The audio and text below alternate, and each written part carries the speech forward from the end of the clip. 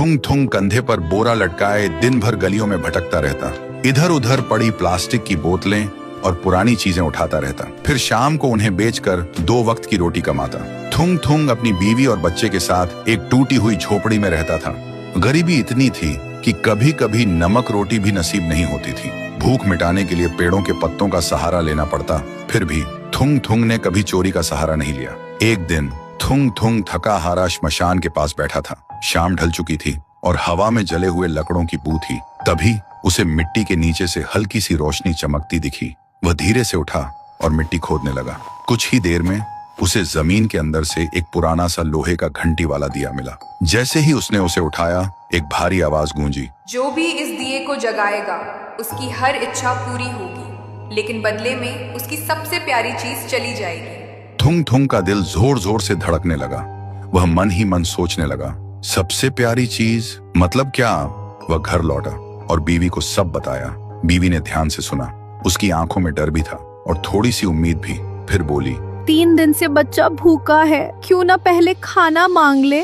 थुंग थुंग ने कांपते हाथों से दिया जलाया और धीरे से बोला, हे दिए, मेरे भूखे बच्चे के लिए अनाज दे दो, बस पेट भर खाना दे दो। अचानक पूरी झोपड़ी अनाज और रोटियों से भर गई। बीवी खुशी से रो पड़ी। लेकिन उसी रात थुंग थुंग ने देखा उसका बच्चा चुपचाप कोने में बैठा है और उसे पहचान नहीं रहा। सुबह तक बेटा उसका नाम भूल चुका था। थुंग थुंग टूट गया, लेकिन घर में अनाज था और भूख खत्म हो चुकी थी। उसने खुद को समझाया, बाद में बच्चे का इलाज करवा लूंगा।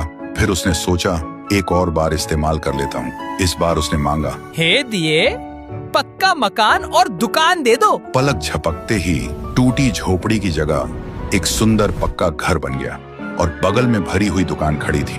थुंग थुंग खुशी से बीवी के पास दौड़ा, लेकिन उसने देखा उसकी बीवी पत्थर की मूर्ति बन चुकी थी। थुंग थुंग चीखता रहा, रोता रहा और कोने में रखा वह दिया हंसता रहा, क्योंकि शर्त वही थी, हर बार सबसे प्यारी चीज खोना। अब थुंग थुंग के पास बड़ा घर था, पर वह पूरी तरह अकेला पड़ गया था। वह रोते हुए पत्थर बनी बीवी को गले लगाकर बोला, मुझे ये अमीरी जिंदगी नहीं चाहिए। मेरी बीवी और बच्चे को पहले जैसा कर दे, भले ही हम भूखे रहें। दिए की हंसी अचानक रुक गई। एक तेज रोशनी हुई। जब रोशनी हटी, न पक्का घर था न अनाज का ढेर।